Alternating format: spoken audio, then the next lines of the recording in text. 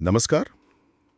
Iran और Israel के बीच जो तनाव चल रहा है वो लगातार अ, सुर्खियों में है। जी। हमारे पास कुछ स्रोत हैं आज जो इस पूरी जटिल स्थिति को और खासकर इसमें अमेरिकी भूमिका को समझने की कोशिश करते हैं। हम्म।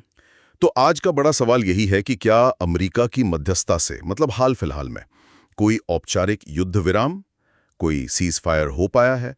चलिए इन स्रोतों की थोड़ी गहराई में उतरते हैं, देखते हैं क्या मिलता है। देखिए, सबसे सबसे सीधी बात जो इन स्रोतों से निकल कर आ रही है वो ये है कि जून 2025 तक अमेरिका द्वारा ईरान और इजराइल के बीच किसी भी आधिकारिक मतलब लागू किए गए युद्ध विराम की कोई पुष्टि नहीं है। कोई पुष्टि नहीं है। जी नहीं, मतलब ऐसा कोई कागजी समझौता मौजूद नहीं लगता जिसकी घोषणा हुई हो या जिसे माना जा रहा हो। ये जानना बहुत जरूरी है क्योंकि अक्सर अफवाहें या कह लें अटकलें सुनने को मिल जाती हैं। बिल्कुल। अच्छा, तो अगर कोई औपचारिक समझौता नहीं है तो फिर ये तनाव ये इतना बना क्यों हुआ है? जाहिर है इसकी जड़ें तो काफी गहरी होंगी। बिल्कुल, और जड़ें काफी गहरी और जटिल भी हैं। स्रोतों में आप देखेंगे बार बार ईरान के परमाणु कार्यक्रम पर इजरायली चिंताएं हैं और सीरिया जैसे इलाकों में जो ईरानी प्रॉक्सी गुट हैं उनके खिलाफ हालिया इजरायली हवाई हमलों का भी जिक्र आता है। हाँ, ये खबरें तो आती रहती हैं। जी, ये तो सिर्फ कुछ उदाहरण हैं, लेकिन ये दिखाते हैं कि दोनों पक्षों के बीच अविश्वास और वो जो कहते हैं दुश्मनी वो कितनी ज्यादा है। ये कोई आज की बात नहीं है, ये दशकों से चला आ रहा है। सही कहा। और इस सब में अमेरिका कहाँ फिट होता है? क्योंकि ऐतिहासिक रूप से देखें तो अमेरिका ने कोशिशें तो की हैं मध्य पूर्व में शांति लाने की। हाँ, की हैं। लेकिन खासकर ईरान और इजराइल के बीच सीधी मध्यस्थता करवाना ये तो हमेशा से ही एक टेढ़ी खीर रहा है। क्या स्रोत इस पर कुछ बताते हैं? हाँ, बिल्कुल। स्रोत यही बताते हैं कि अमेरिका की भूमिका काफी नाजुक है। एक तरफ वो इजराइल का प्रमुख सहयोगी है, ये सब जानते हैं जी। दूसरी तरफ वो ईरान के साथ किसी सीधे टकराव से भी बचना चाहता है। अच्छा। तो पर्दे के पीछे बातचीत की संभावना हमेशा रहती है। कुछ स्रोत इस तरफ इशारा भी करते हैं, हो सकता है कि कतर या ओमान या फिर यूरोपीय देशों जैसे फ्रांस के जरिए कुछ संदेशों का आदान प्रदान हो रहा हो। पर्दे के पीछे की डिप्लोमेसी।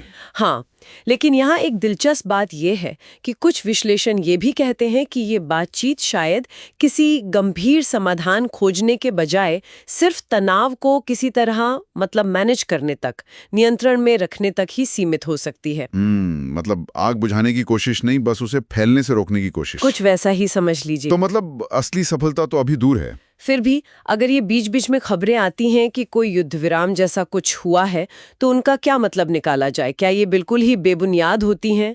नहीं, जरूरी नहीं कि पूरी तरह बेबुनियाद हों। स्रोत इसके कुछ संभावित स्पष्टीकरण देते हैं। पहली संभावना तो ये हो सकती है कि ये एक अस्थायी तनाव कमी समझौता हो। अस्थायी तनाव कमी मतलब टेम्परेरी? हाँ, बिल्कुल टेम्परेरी। यानी मान लीजिए कोई बड़ी घटना हुई, उसके बाद माहौल को थोड़ा ठंडा करने के लिए शायद किसी तीसरे पक्ष की मदद से एक अनौपचारिक सी सहमति बन गई हो। अच्छा। ये कोई औपचारिक युद्ध विराम नहीं होता, बस कुछ समय के लिए हमलों को रोकने जैसा एक अंडरस्टैंडिंग। ठीक है, यानी स्थिति को और बिगड़ने से रोकने की कोशिश मात्र। और क्या संभावनाएं हो सकती हैं? दूसरी संभावना जो है वो ज्यादा ध्यान देने वाली है शायद, वो है स्थानीय युद्ध विराम। स्थानीय मतलब किसी खास इलाके में? बिल्कुल, जैसे सीरिया या लेबनान के किसी खास इलाके में। यहाँ ये समझना होगा कि ईरान और इजराइल अक्सर सीधे तौर पर नहीं लड़ते हैं। हाँ, वो प्रॉक्सी वाला एंगल। जी बिल्कुल, वो अपने द्वारा समर्थित जो स्थानीय गुट हैं, जिन्हें प्रॉक्सी कहते हैं, उनके जरिए एक दूसरे का सामना करते हैं। तो हो सकता है कि किसी एक मोर्चे पर इन प्रॉक्सी गुटों के बीच लड़ाई रोकने पर कोई सहमति बनी हो। लेकिन क्या ऐसे स्थानीय समझौते बड़े पैमाने पर तनाव कम करते हैं? इस पर स्रोत थोड़े बंटे हुए नजर आते हैं। अच्छा। हाँ, कुछ का मानना है कि ये महत्वपूर्ण है, छोटी ही सही पर शुरुआत है, जबकि दूसरे मानते हैं कि ये सिर्फ एक बहुत छोटे से हिस्से तक सीमित है और बड़ी तस्वीर पर इनका कोई खास असर नहीं पड़ता। ये प्रॉक्सी वाला पहलू वाकई इस पूरे संघर्ष को और भी ज्यादा उलझा देता है। बिल्कुल। और तीसरी संभावना क्या बताई थी आपने? तीसरी संभावना तो सीधी है कि ये सिर्फ मीडिया की अटकलें हों। अच्छा, सिर्फ खबरें? हाँ, या फिर किसी बातचीत की बिल्कुल शुरुआती अपुष्ट खबरें हो सकती हैं।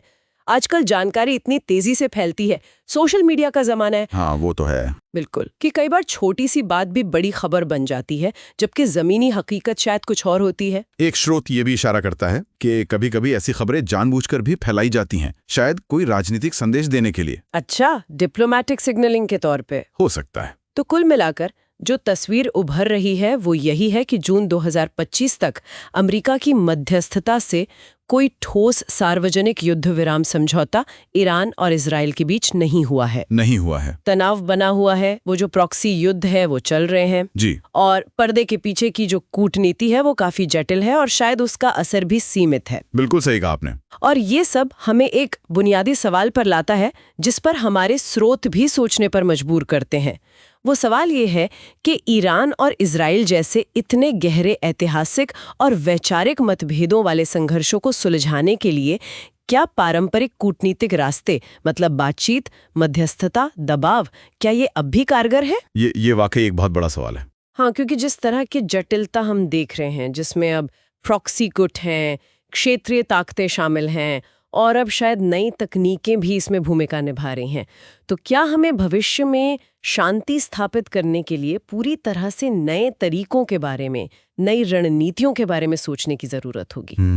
ये वो विचार है जिसके साथ हम शायद अपने श्रोताओं को आज छोड़ना चाहेंगे सोचने के लिए।